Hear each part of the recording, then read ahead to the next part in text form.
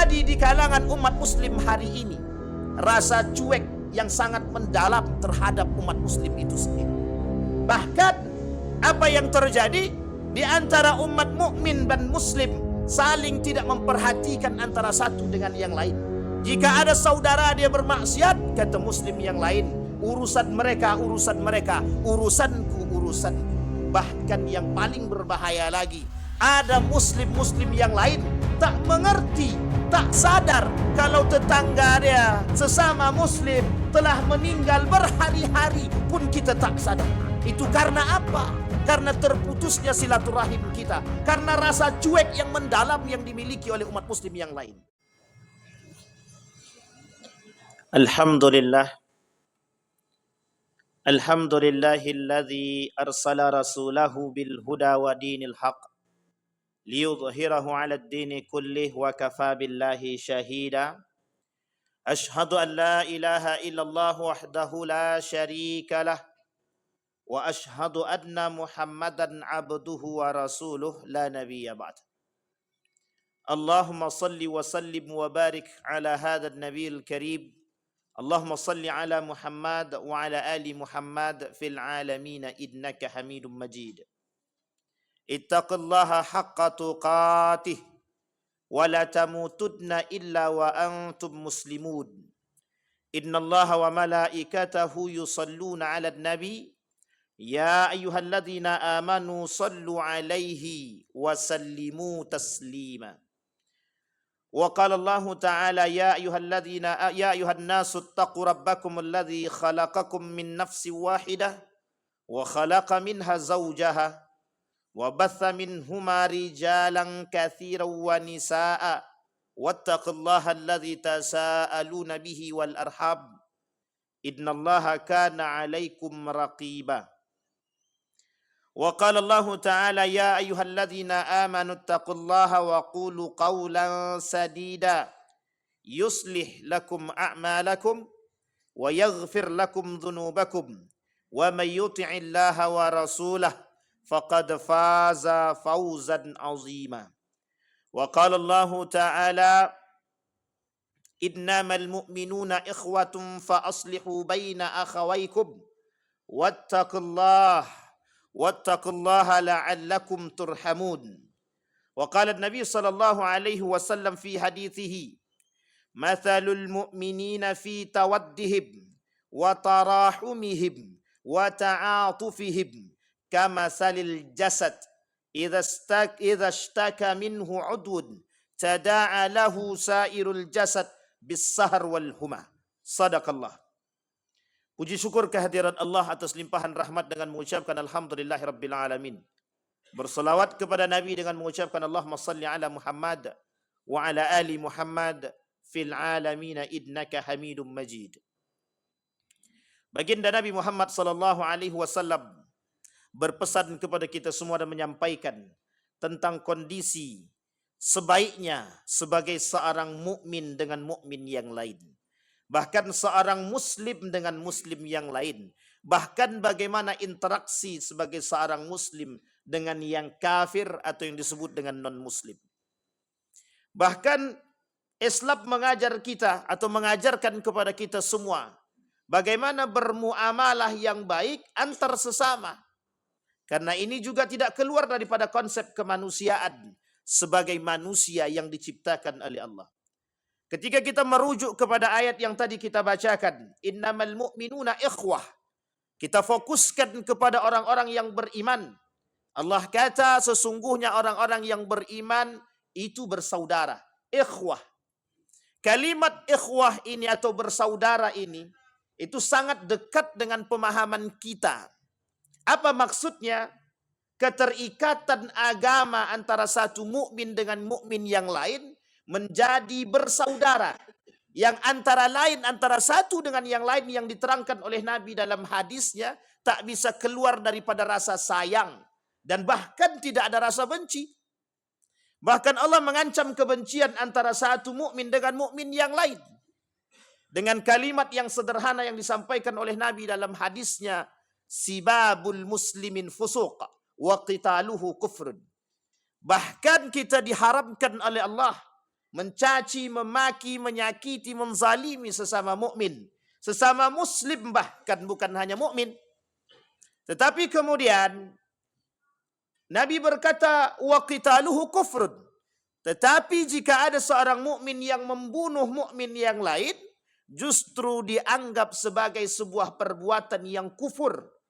Yang oleh Allah katakan di dalam ayat yang lain, faka'annama qatalan nasa jami'an.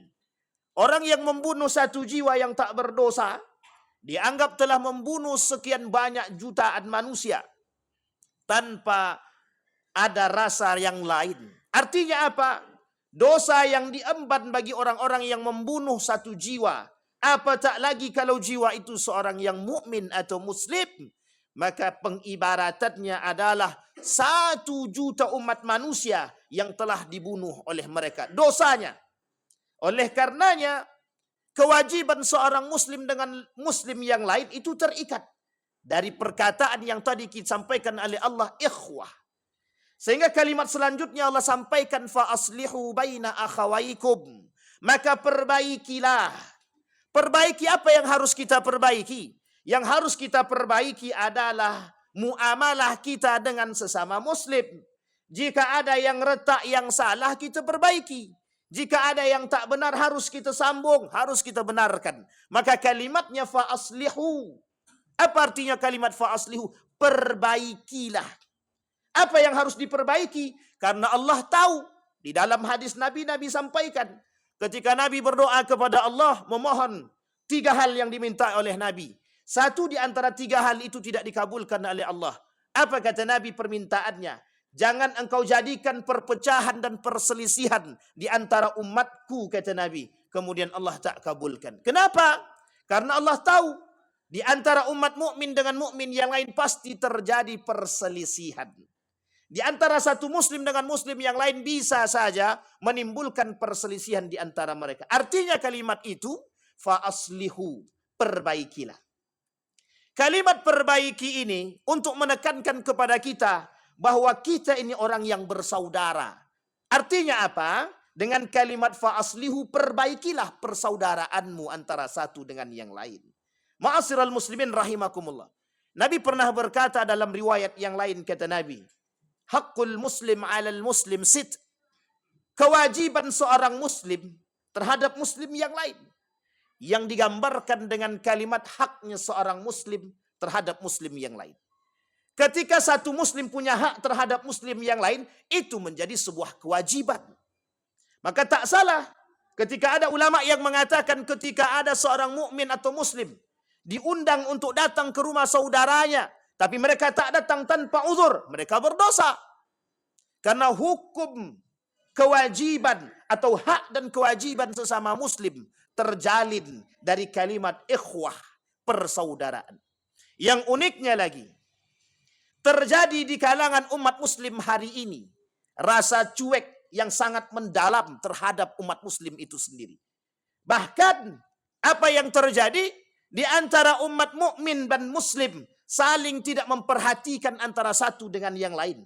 Jika ada saudara dia bermaksiat, kata muslim yang lain, urusan mereka, urusanku. Bahkan yang paling berbahaya lagi, ada muslim-muslim yang lain tak mengerti, tak sadar kalau tetangga dia sesama muslim telah meninggal berhari-hari pun kita tak sadar. Itu karena apa? Karena terputusnya silaturahim kita. Karena rasa cuek yang mendalam yang dimiliki oleh umat muslim yang lain.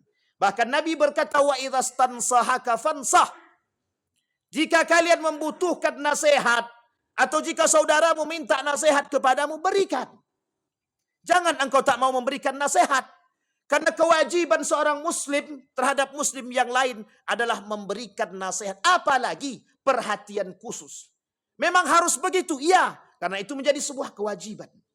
Maka tak salah ketika Allah mengatakan, ketika Nabi mengatakan di dalam hadisnya, permisalan seorang yang beriman, mathalul mu'min fi tawaddihim, rasa cinta mereka, rasa kasih sayang mereka, wa ta'atufihim kamasalil jasad. Orang-orang beriman itu seperti satu bagian tubuh. Jika tangan kanan yang sakit, tangan kiri pasti merasakan sakit. Tapi uniknya, ketika ada seorang mukmin yang dicela, yang dicaci dan dimaki, hari ini umat muslim tak merasa sakit.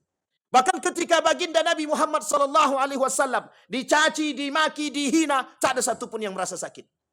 Itu uniknya umat muslim hari ini. Artinya apa? Rasa simpati dan empati yang tertanam dalam diri kita, yang selayaknya menjadi akhlak kemanusiaan, yang harusnya ada dalam diri setiap umat manusia, hilang sedikit demi sedikit dari diri mereka.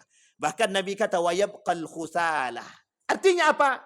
Ketika akhlak sudah tak ada lagi dalam diri seseorang, maka akan tercipta karakter-karakter yang buruk dalam diri seseorang. Apa salah satu contoh karakter yang buruk tersebut?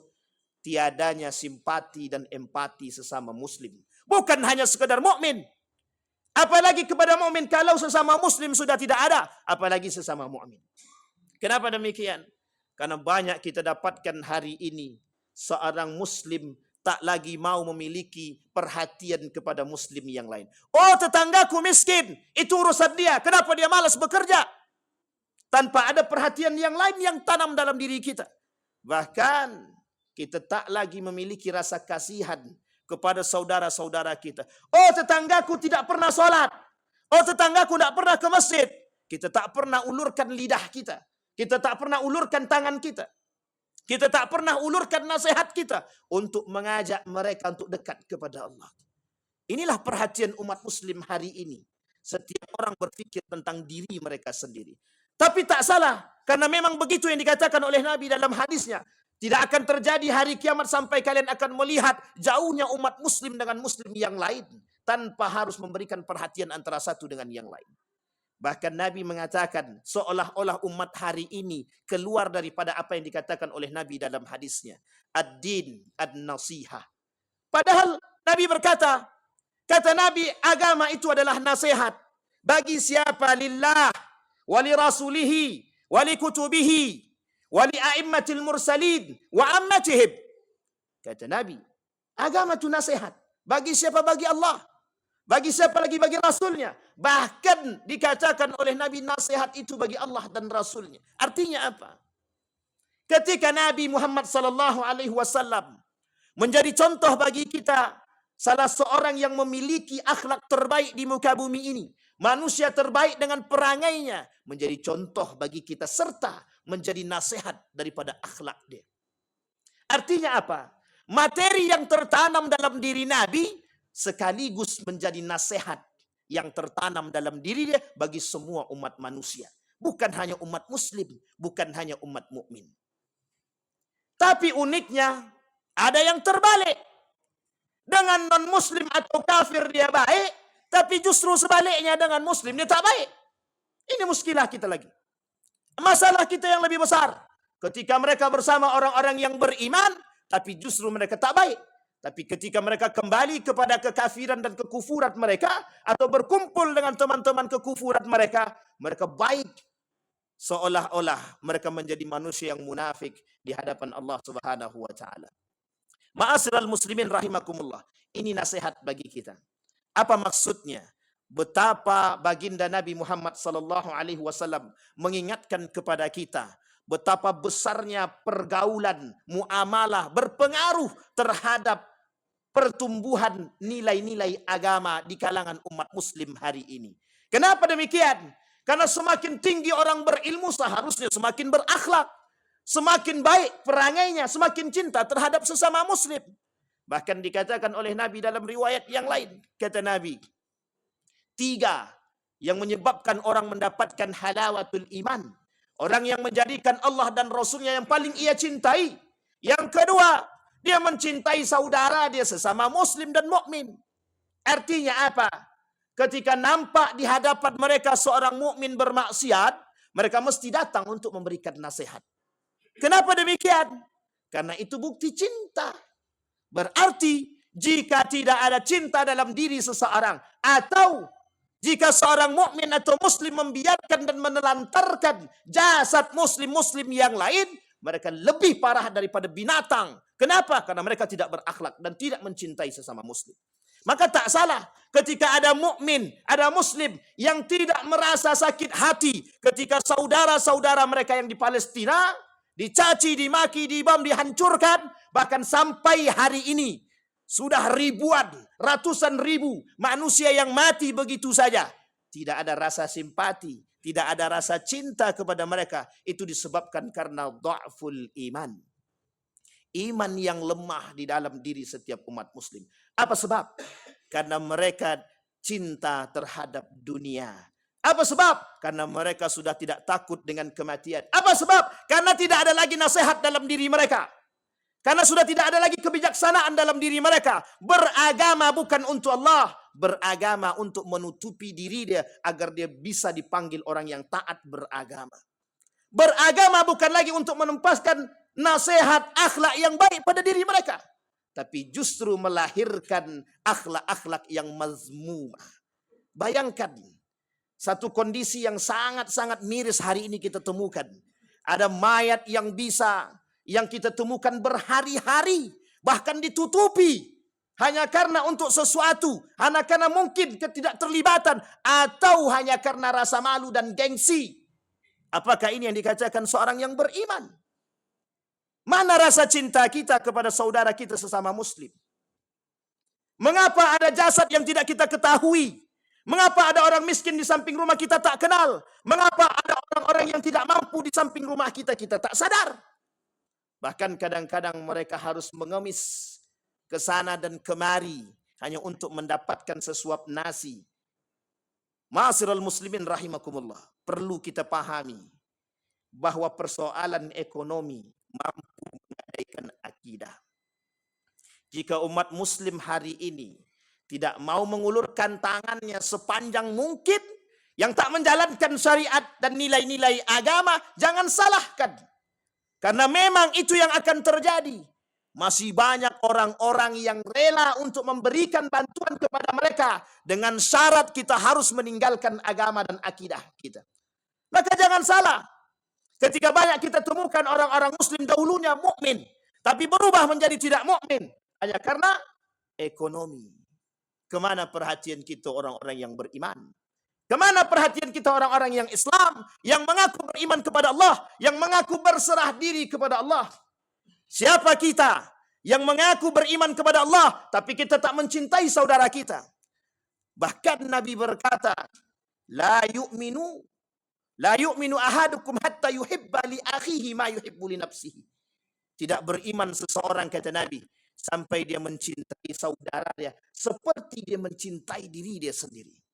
Hari ini hadis itu tak berlaku. Kenapa tak berlaku? Karena hari ini setiap mukmin mencintai diri mereka dan tak lebih mencintai daripada saudara mereka. Padahal sudah disampaikan oleh Nabi, setiap mukmin dengan mukmin yang lain itu bagaikan satu tubuh. Jika satu yang sakit, maka yang lain akan merasakan sakit. Pertanyaan yang besar bagi diri kita, akankah itu menjadi hadis yang akan selalu kita amalkan, atau hanya sekedar tulisan yang akan tinggal di dalam benak kita? Kita muslim, kita mukmin, sadar kita akan tulisan itu, sadar kita akan hadis tersebut, tapi mengapa kita tak mengamalkan dan tak menjalankan itu? Inilah kondisi umat muslim hari ini di tengah umat muslim yang lain. Artinya apa?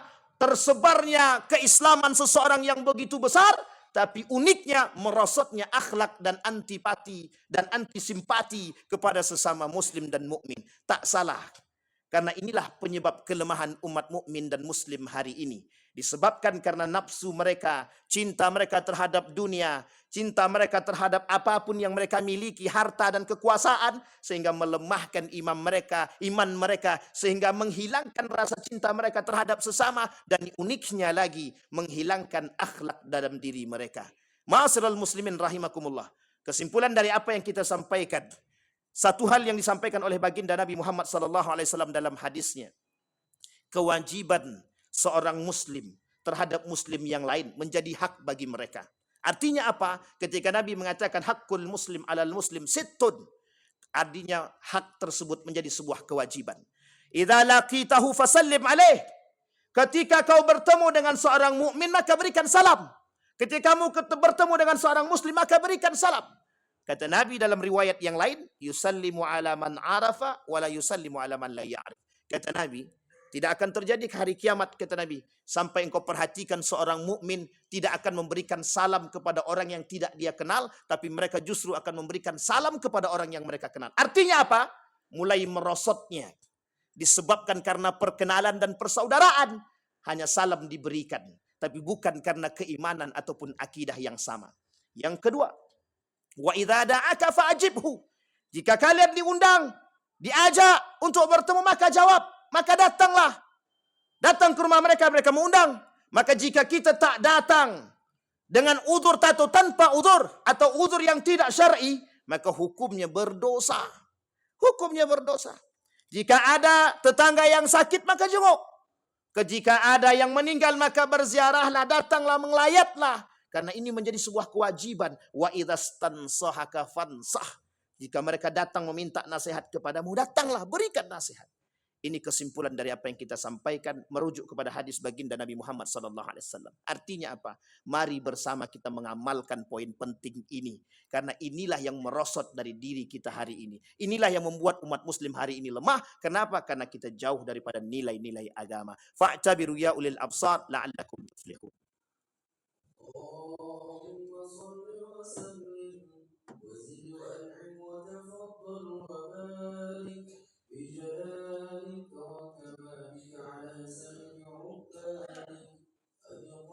سيدنا ومولانا محمد صل وسلم رضي الله تبارك وتعالى عن كل صحابة رسول الله عليهم أجمعين. الحمد لله الذي هدانا لهذا وما كنا لنهتدي لولا أن هدانا الله. أشهد أن لا إله إلا الله وحده لا شريك له وأشهد أن محمدا عبده ورسوله لا نبي بعد. اللهم صل وسلم وبارك على هذا النبي الكريم. اللهم صل على محمد وعلى آل محمد في العالمين إنك حميد مجيد. اتقوا الله حق تقاته ولا تموتن إلا وأنتم مسلمون. إن الله وملائكته يصلون على النبي يا أيها الذين آمنوا صلوا عليه وسلموا تسليما. اللهم اغفر للمسلمين والمسلمات والمؤمنين والمؤمنات برحمتك يا ذا الجلال والإكرام. اللهم أعنا على ذكرك وشكرك وحسن عبادتك. اللهم اغفر لنا ذنوبنا وكفر عنا سيئاتنا وتوفنا مع الأبرار. اللهم اجعلنا من السعداء المقبولين ولا تجعلنا من الأشقياء المردودين. اللهم انصر إخواننا المجاهدين في فلسطين وفي غزة وفي كل مكان. اللهم دمر اليهود. اللهم أهلك الكفرة والمبتدعة والمشركين أعداءك. اللهم اختمنا بالصالحين. اللهم اختمنا بحسن الخاتمة. اللهم إنا نسألك إيمانا كاملا ويقينا صادقا وعملا صالحا مقبولا وتجارة لن تبور. ربنا آتنا في الدنيا حسنة وفي الآخرة حسنة وقنا عذاب النار. عباد الله، إن الله يأمر بالعدل والإحسان وإيتاء ذي القربى وينهى عن الفحشاء والمنكر والبغي يعظكم لعلكم تذكرون. أقم الصلاة.